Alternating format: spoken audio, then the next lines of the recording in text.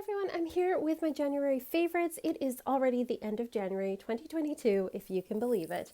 Here we are. I'm going to start with decks and books and then go on to like stationery and other things. So if you're just here for the decks, that's going to be the first part anyway. I hope you stay for the whole thing though. As usual, I didn't like buy a ton of stuff, but I'm going to show you kind of what I was reading, what I was working with, what I enjoyed for this month. Now, I did get 2 new decks in November last year, and I've been working with them this month in January. So I didn't get a ton of new decks last year, and I don't really have any decks really on my wish list. I have one pre-order that's coming in hopefully next month, but I just haven't been in like this big buying mood. I haven't really seen a lot of things that have really made me go, yes, I need that, but who knows what 2022 will bring, right? So first of all, the first one I've been working with is the Winter Seer Oracle by Silo Thompson. Her artwork is very, what's the word? You can totally tell when it's her. She also did the Line Strider Tarot and the Hedge Witch Botanical Oracle. She's got this lovely ink and watercolor style that I love. And she's got, like it's got a lot of white space, but it really helps the colors to pop. This is a Llewellyn publication. It comes with a really lovely book. We've got the animal companion as always. I love that they've, really improved the boxes in the books in the last few years. They've got like these beautiful glossy full color books. This guidebook is really wonderful. It has great information about it, great information on the meanings of the cards. I think it is really well written. It's a really good guidebook. Like some guidebooks I don't look at all, or I don't find them terribly useful. But this one I really love. I think that the meanings in here are really great. The way she talks about them. I've really enjoyed working with this particular deck, and I know it's definitely going to go into my regular rotation because I've enjoyed working with it so much. The next one that I have is the Rose Tarot. Now, this one I didn't care for the guidebook. Again, the guidebook itself, aesthetic-wise, is beautiful. It's again a glossy Llewellyn guidebook that I love, but I found the writing just to be, I don't know, just kind of very dry. Maybe that's the word. It was quite dry. I know how to read tarot cards, so, I didn't really need it anyway. It wasn't as engaging, I would say, as most guidebooks, but I really love the artwork in this deck. Now, this is a Marseille style deck, but I really like it because it has the vignettes in the middle that kind of help to give a little scene to the pips. I'm not a big fan of Marseille decks because I'm just not a pip person. Like I like to have scenes. I am a RWS person as far as reading cards. So this is a Marseille deck though that I can work with. And I love medieval art, so seeing these little medieval type scenes, and the major arcana are just really, really gorgeous. Like that death card is just beautiful. So I've loved working with this. The artwork is very beautiful. Look at this Ten of Swords. We've got this little demon guy trumpeting his horn. Very, very cute. It's a lovely deck. Like the artwork is lovely. The cards are beautiful. I'm going to see if I can adjust, if that'll show it better. Okay, that shows it a bit better. But just, it's a beautiful, beautiful deck. The colors are wonderful. I love the style where it's, it's kind of pastel, but kind of bright at the same time. Like his artwork is just beautiful. Nigel Jackson, I believe his name is. He also did the Witch's Rune deck that I'm working with right now. On my Patreon, we're going through the runes, like learning the meanings of the runes and how to read with them and stuff. And I'm using the rune cards because I find the cards just help to understand the meaning of the rune rather than just like a plain tile with a rune on it. But his artwork, it's same artist, and he is just, it's the colors, everything are just gorgeous. So really fun working with this. I found the readings from this very straightforward, and I found that this deck paired really, really well with the Winter Seer Oracle. Maybe it's because of the white space, but I just found that they work together really well. So I've really been enjoying working with that for card decks. For books, what I've been reading is I've been reading The Oracle Creator by Stephen Bright. So I believe this is put out by Liminal 11, which is, it's interesting because I have not seen an Liminal 11 deck yet that I've liked. And this is no shade to Liminal 11, because I know a lot of people really love the quality of the decks. They, rave about them, but I just don't like the artwork, and I don't know what it is, but there's something about the style of a lot of the decks that just do not appeal to me. And maybe it's because I do tend to like a more traditional style tarot deck, or I tend to like more fantastical fairy tale mythological type things, but I just have not gelled with those decks. However, this book is an excellent resource. I'm going to be doing a full review next month when I finish the book, because I'm about halfway through it. But I think that this is a wonderful resource if you are thinking about creating a deck, even if it's just for yourself, like you're not thinking of like publishing it or anything. It's just a beautiful deck too, with like just gorgeous photos. The layout is wonderful. So it makes it like you want to pick it up and read it because it is really beautiful. Like I have to say, there is something nice to the aesthetics. Very beautiful. It's hardcover. It's just like a really lovely type of deck. Book, pardon me. It's a lovely type of book. I'm losing my words. So it talks about the different kinds of divination systems, like what's the difference between tarot, what's the difference with an oracle deck. It also talks about like thinking about the structures you want to build. Do you want suits in your deck?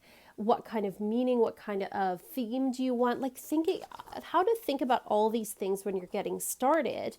It even has like pages with questions and things that you can, fill out the answers to. And it goes into like symbolism, colors, what they mean. It's got these handy tables for you. And then it talks later, I haven't got quite that far yet, but I know it talks about the different publication options for you. Like if you want to try to get it published by a publishing house, or if you want to publish it on your own, or you want to go through Gamecraft or one of these other print on demand sites. Like all of these really useful, practical type of things that you need to think about if you want to make a deck. So I highly recommend this. I am only, like I said, just about halfway through it. And already I've found that this is a really good resource if you're looking to make a deck. So I do recommend this. And it's just a really pretty book to look at. So I've been really enjoying this.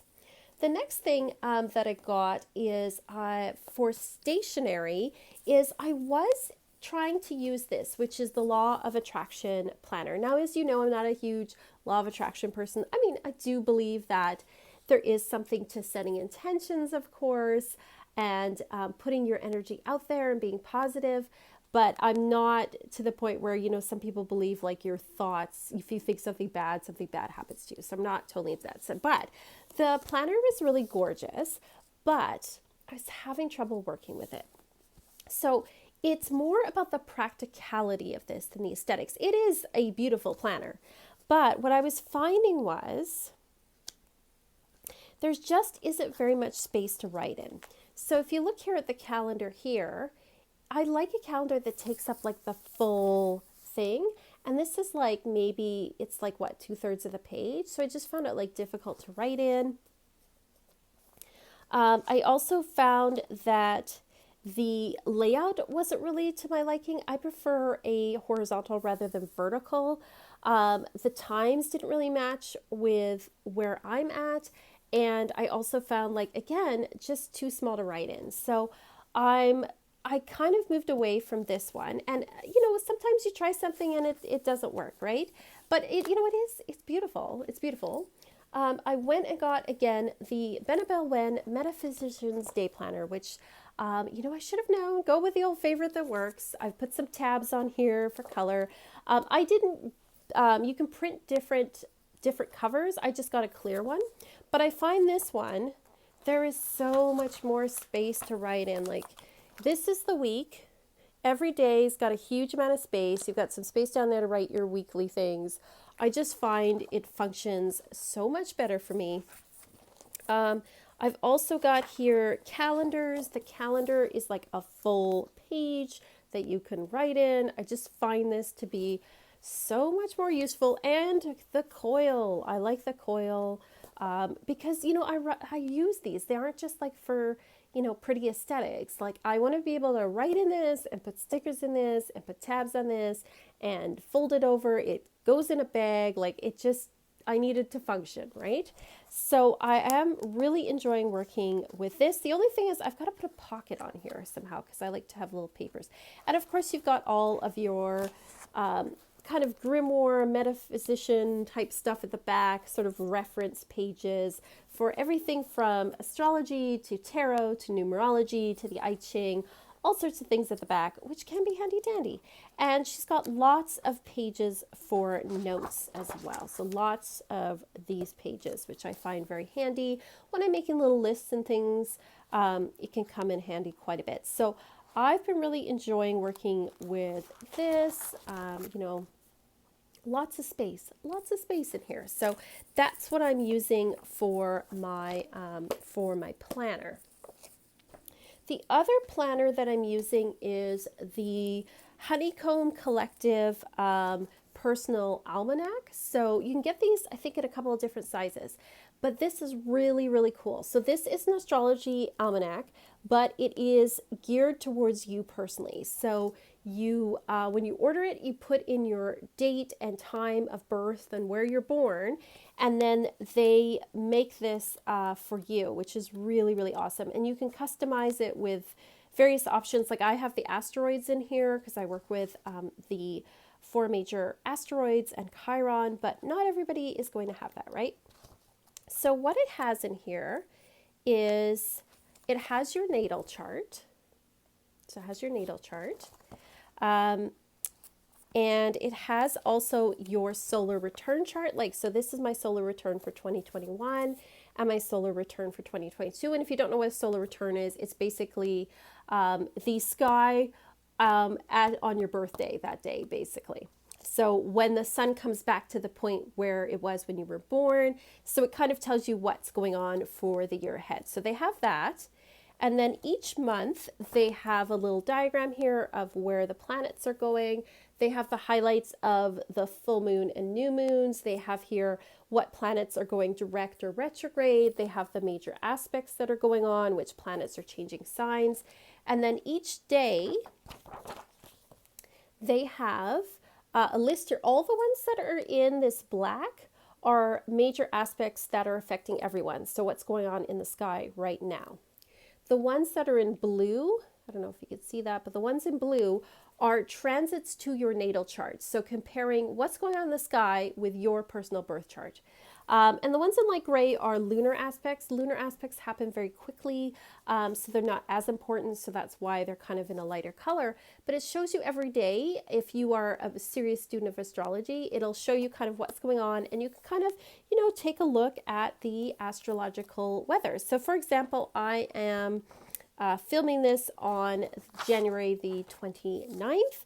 And so, I look at this and it's for your time zone. So I'm in the central time zone.